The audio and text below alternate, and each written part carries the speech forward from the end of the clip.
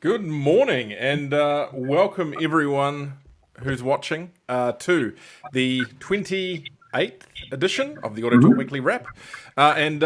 Matthew, welcome from your new office, which is looking still a white wall like the last one, I guess. Isn't it beautiful? Ooh, It's so nice. It's very white. I promise it's new not just wall. a green screen on the side of a beach or under a bridge or something. Now that you're on the same side of town as the office, maybe we'll see you in there a little bit more. Possibly. Hey, I was in there on Wednesday. I don't think you were there. Are you in the office today? In fairness, and then people who've watched the show know this. Might know this. I'm solo dadding at the moment. My lovely wife, Sally, our social media manager, is currently in London, recapturing her youth. So I'm not stuck. I'm enjoying my time up here in Mangawhai, looking after our little Careful how you daughter, say that, Richard. Maeve and I are having a great time. The air fryer is getting a lot of use. But anyway, right. Nuggings for all.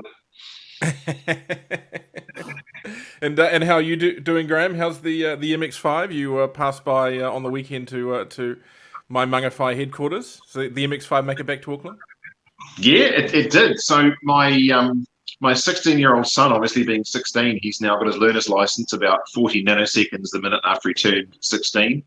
And his car of choice, and because we're in the car trade here, aren't we, was a first generation NA MX-5. And so he saved up his money over the last 3 or 4 years. He saved all his pocket money. He saved all his everything, basically. And his entire life savings, heart and soul, plus a bit of a loan from mum and dad. And he is now driving, with the assistance of his father, obviously, an NA MX-5 manual 5-speed. So he is going to be the coolest kid at school for about 5 minutes until somebody else turns up in something cooler. But here's a little sort of a funny story with this. Everyone looks at you like you're absolutely mad when you teach your kids to drive in a manual. They're saying, what do you want to use one of those for? And I argue that's a bit of a lost art now. And it's funny how even the people at the AA were sort of a bit, surprised. And he mentioned he's driving a manual car and he planned to have a manual car for his test whenever that comes up in the 6 or so months for you restricted. Is driving a manual really become a lost art in New Zealand now? Is it actually, that's it? We're sort of done now? I may be wrong, but I thought I heard something recently that they've dropped, for a while, and they didn't have it when I got my license, but they had it for a decade or so. That split where when you got your license, you either had an automatic or a manual license on your restricted or something like that, depending on what you did your vehicle in. I gather they've dropped that again because just so few people do it in a manual. But I may be wrong on that, but that's my understanding. Who knows? Matthew, I'm guessing you can drive a manual.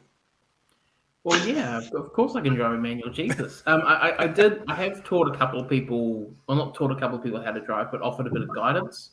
And on each occasion I've said, I don't think manuals really, worth your extra time, but they weren't petrol heads, they were people who are probably realistically unlikely to ever see a manual car or be in the driver's seat of a manual car in their lives. And obviously we know, the new car people out there know that manual cars are sort of a dying thing, sadly. I've got mine. Hopefully, if that ever gets replaced with something, it'll also have a manual. But the idea of mass sales of manual cars, I think, is kind of maybe a thing of the past. Yeah, I think the killer for manuals now is that automatics are faster. It used to be, the manual always had like a couple of split seconds faster acceleration or something like that. Well, I think the changeover started with the Mini Coopers a few years back, and the automatic. I don't think a lot of enthusiasts that are buying new necessarily care about what's faster. I think it's more engagement, and I think there's a small pocket of performance cars that we're seeing that brands are obviously aware that the enthusiast wants the manual. Toyota, obviously, with GR Yaris, GR Corolla, they've both favoured the manual transmission. So, and obviously Honda, the Civic is still only manual. So, I mean, there's pockets in there. I think if you're a Instagram influencer wanting the latest supercar, then you probably only care about tenths of a second. But for other people who are wanting a fast car, I think manuals are still the way to go.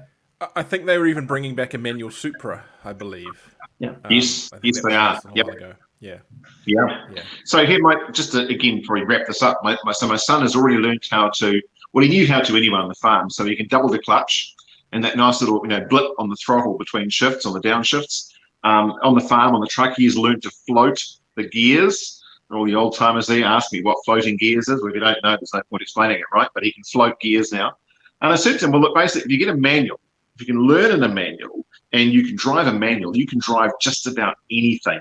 Then it's just a case of learning clutch and shift pattern. Like, essentially, he's now one step away from an 18-speed Road Ranger if he wanted to.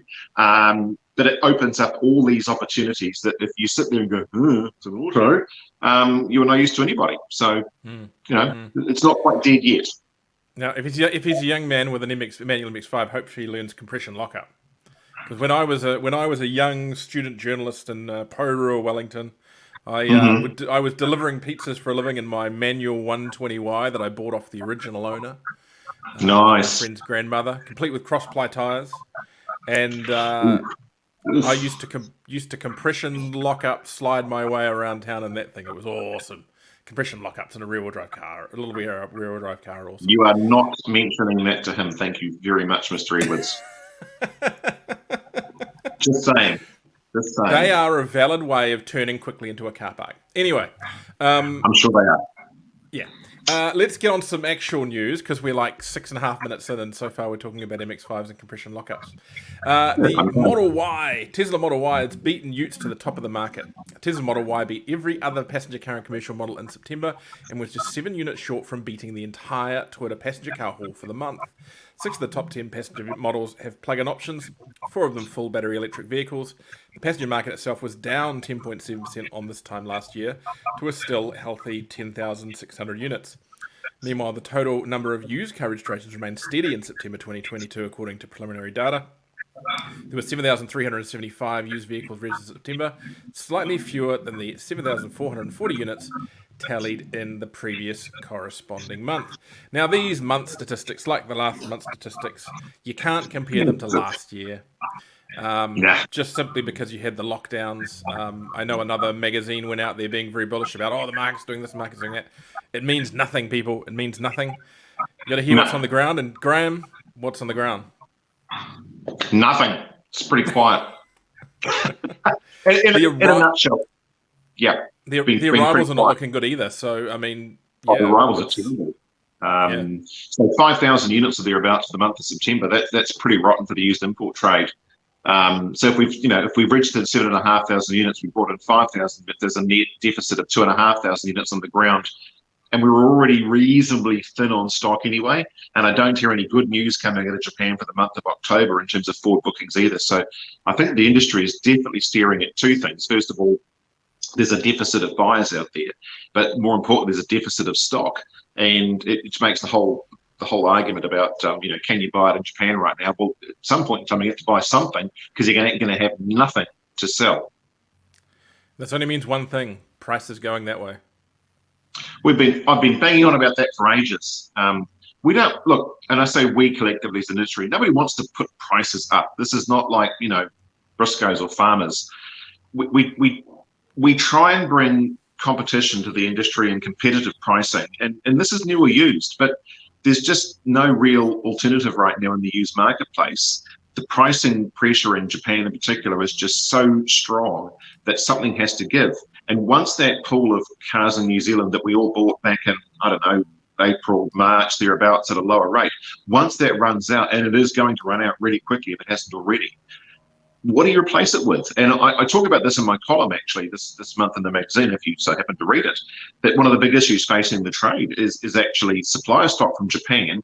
And if you want to buy it, you either got to buy the really good stuff, you've got to pay almost criminal money for it, or you've got to buy average stock, because that's what was all available. So lower grades, higher Ks, a bit of damage, lots of whites and silver. Clean and treat. Clean and treat.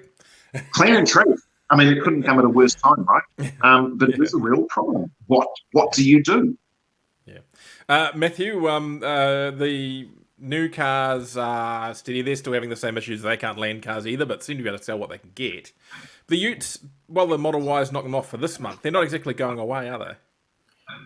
No, I think, the Model Y is rightfully the headline act for September new car, but I think looking at the yearly stats, I think those who were sort of hoping or thinking that Utes were going to drop down the totem for new car overall, I think we're starting to see that that's just not going to happen.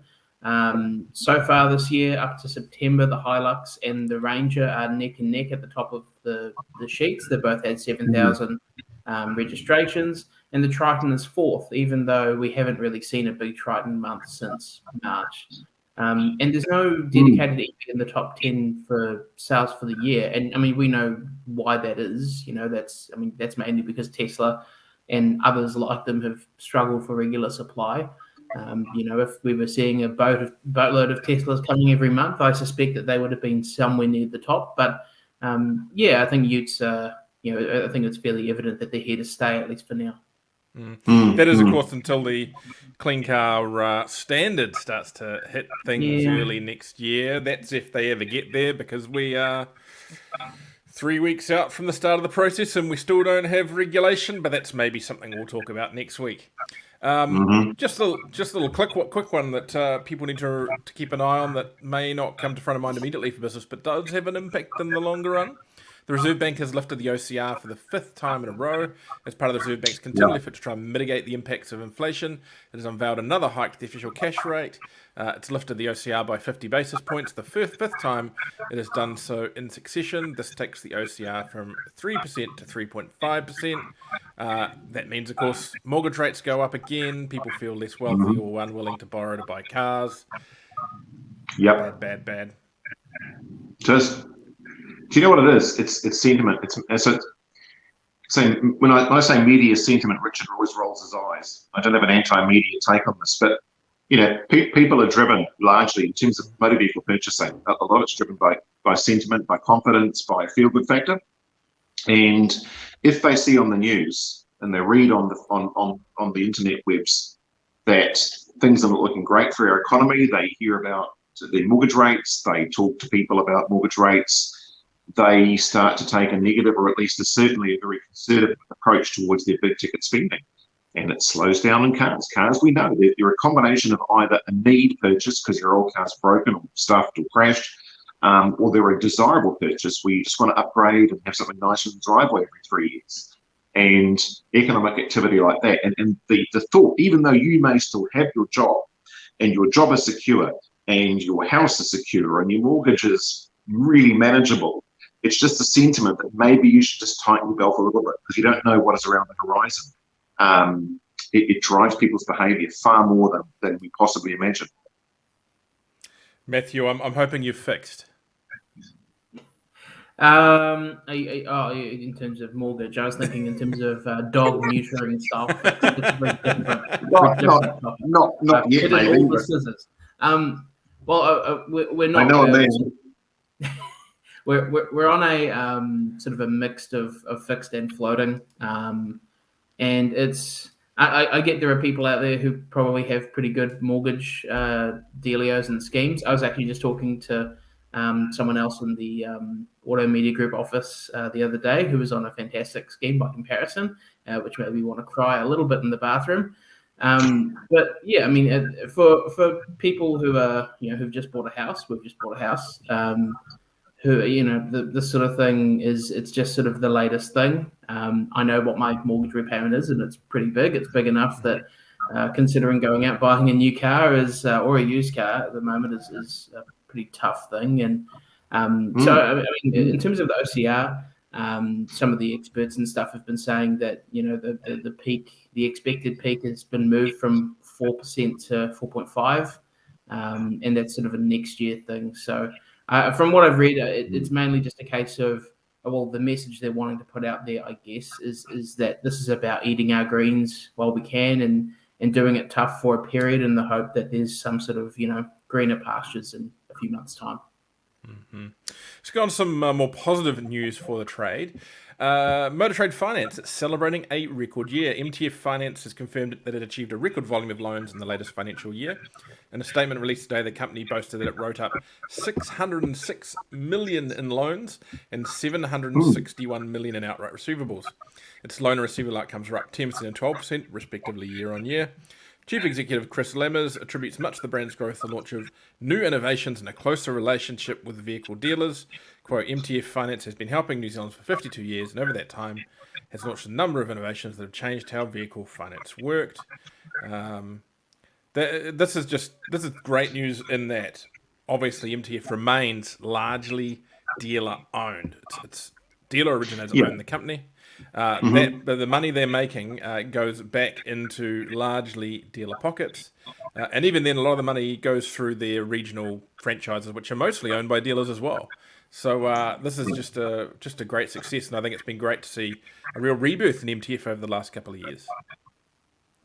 Yes, I'd agree. And it's funny, the finance market's a little bit more fractured than it was, say, 5 or 6 years ago.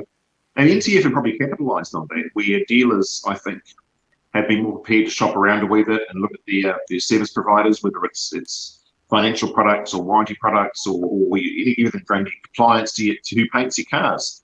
We're, I think, far more flexible now about those arrangements. And MTF, I suspect, have capitalised a wee bit on that dealer sentiment to look closely at their relationships and make changes as appropriate. Mm-hmm. Yeah. Now on to another piece of good news. Just a little bit of a dealer thing. Like to get some of these in once in a while. The new Ebit Pukekohe site is nearing completion. The largest addition to Ebit Pukekohe's dealership network is taking shape, and is set to be one of the largest sites in the region.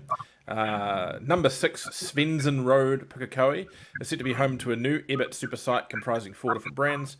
Kia, MG, Nissan, and Volkswagen will all be represented on the site based on the fringe of Pukekohe's central business district. The dealer group boasts that the new facility will feature the largest service centre in the country.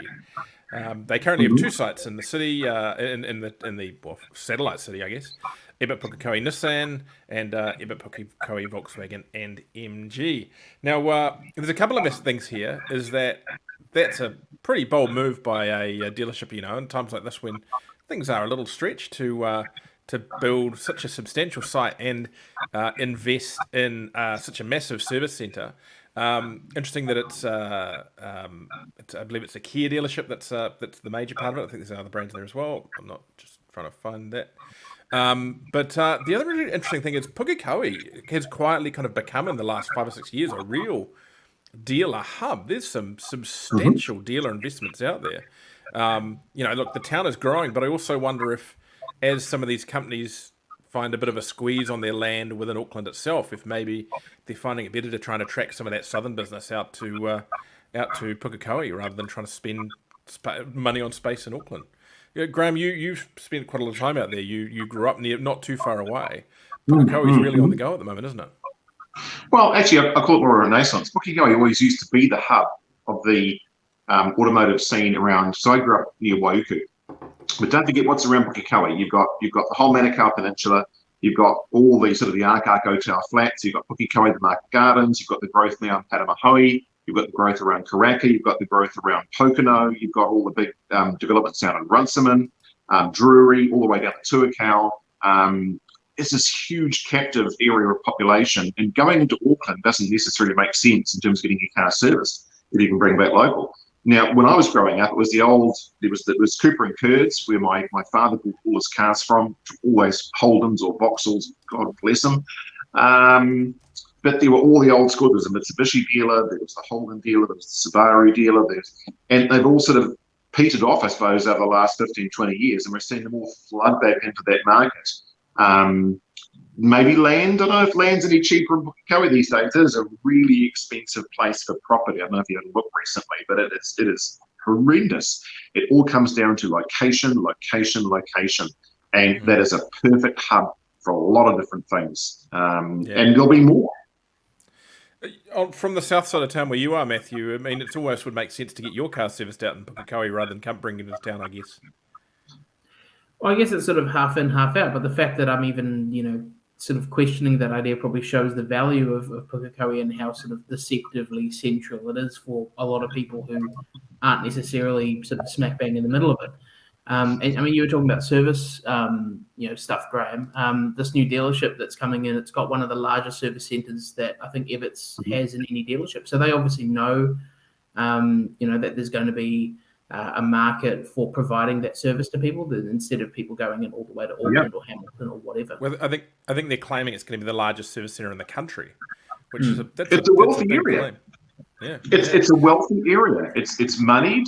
There's a lot of old money down there. It's not going away. I would have thought, great move. Could Pukekohe kind of end up being a little bit of a new Albany, or for the Wellington equivalent of Vin, just out of town, but you go there because you've got all the brands, they're close together, you don't have to fight with the traffic, you can test drive on country roads. You remember the old before Albany became basically a suburb 15 minutes out of the city, you get the ads with of all the Albany dealerships, come up here and test drive on our country roads and all this kind of stuff. You wonder if Pukekohe can end up with a little bit of that kind of thing eventually. Well, it'll slurp it back from Manukau City if it does, because I think Manukau City was for a while the sort of a hub point of South Auckland, but you'd argue and say that is changing too. And the problem with Pukekohe is country roads are not actually as close as you might think, because the urban sprawl has been so vast. Well, they used to have a racetrack. You could, wait. Too soon, Graham. It's not even maybe. Maybe. I mean, New Zealand has been kind of slow to adopt these, mega car precincts, if you like, where we just, have vast acreage of dealerships, as they do in America and to the UK to an extent, where they're not necessarily centres where you'd go to do anything else, but that's the place where you go to buy the car. Could be that's Pukekohe's destiny. I don't know. Greater things. Yeah. Just to decide, Matthew, before we get into another race, where are they moving the supercars to? So that's up for conjecture. That's sort of up for debate at the moment. Supercars calendar rumor and gossip is currently swirling, and I think we all know that Hampton Downs is the number one most likely place for it to go. Obviously, Tony Quinn is heavily invested in supercars. Namely in Triple Eight, he's a sort of key investor behind that team, obviously the biggest team of the series. There's also fairly significant rumor that Highlands could be appearing as well on a back-to-back basis. Yeah. I've heard stories about people who are members at Highlands being told, hey, by the way, this is coming in preparation for an event potentially next year. So I wouldn't be surprised at all if we see some form of double header, but obviously there's a lot of that puts a lot of stress on teams. If you have a massive stack at Hampton Downs, or whichever one comes first, it's going to be very difficult for parts, repairs, all the logistics, and obviously you have an entire crew of people that you have to house, put up in hotels and whatnot. Yeah, a double header would be amazing, but I almost think even if they were only doing one race here, just alternate between the two.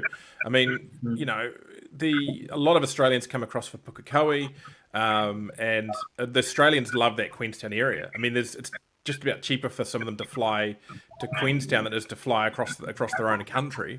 The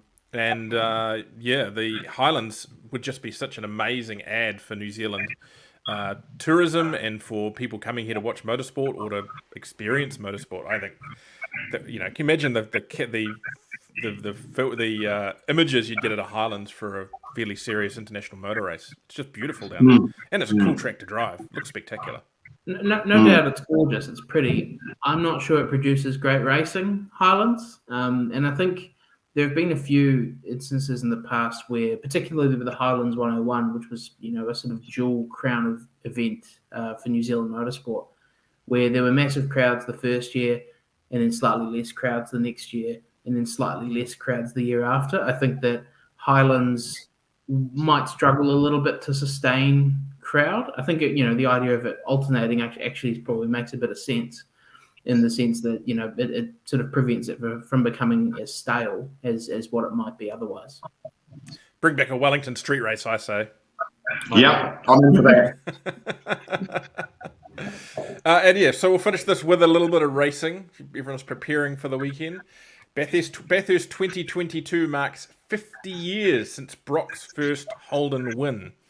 Not only does 2022 mark the final time a Holden supercar will compete in the Bathurst 1000, it will also mark 50 years since the late Holden driver Peter Brock won the first of his 9 victories at the Mount Panorama Circuit. Chevrolet Racing General Manager Chris Payne said Sunday will be an emotional day for former Holden staff and dealers and former members of the Holden Racing team, Holden dealer team, and fans. So that is going to be one heck of a race this weekend. We're kind of farewelling the Holden brand full stop. I mean, it's partially gone from some cars, but I guess they're going into the Camaro the next year. Is that right, Matthew? Yep, Camaro and Mustang. Obviously, Ford, they debuted the sort of new look facelifted Mustang yesterday. Which looks a whole lot better than the awkward old one. Yeah, I mean, the face is one thing, but it's really the proportions that are the big change. It no longer looks like it's sort of the shoulders up here and the mouth is down here. Like it's a much better looking car now. Yeah. The old one kind of looked like an AU Falcon with a Mustang front on it. Oh, that's offensive to AU Falcons, I think. Just quietly. So, what are your plans for the race, lads? What's the plan? I don't have one because I don't have Sky. Oh, surely you've got a mate who's got Sky, Graham.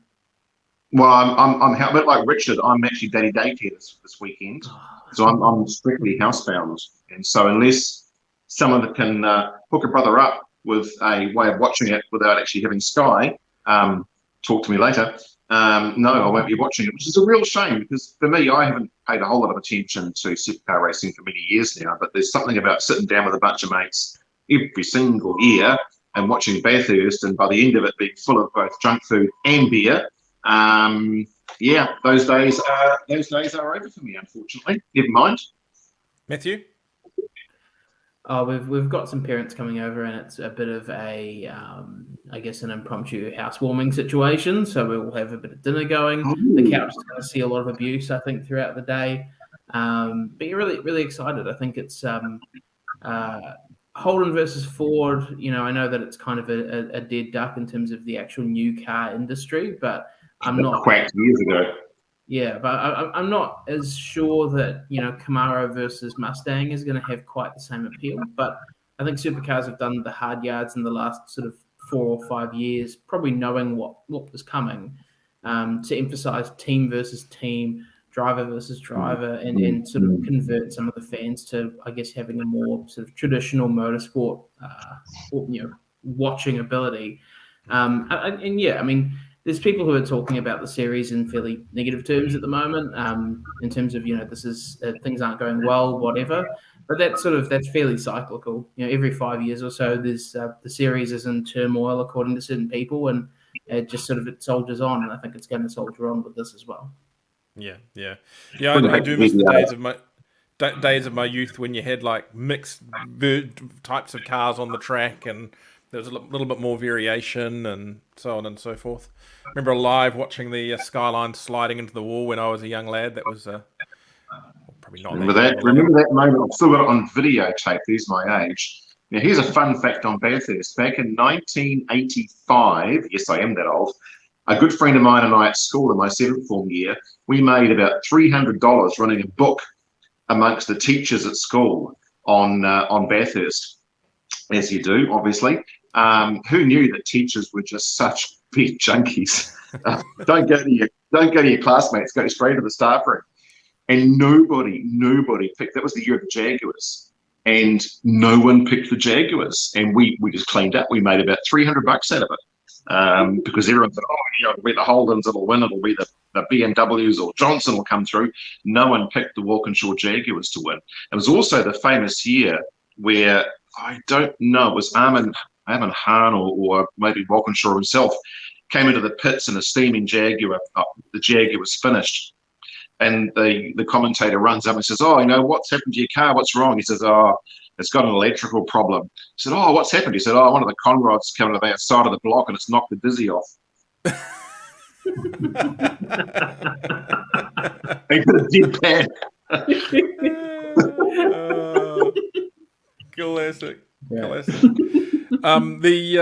Of course, Murphy is back this year, which will be interesting. He's been in the media tempering expectations, but I believe he already has this. Yesterday. He's pretty quick.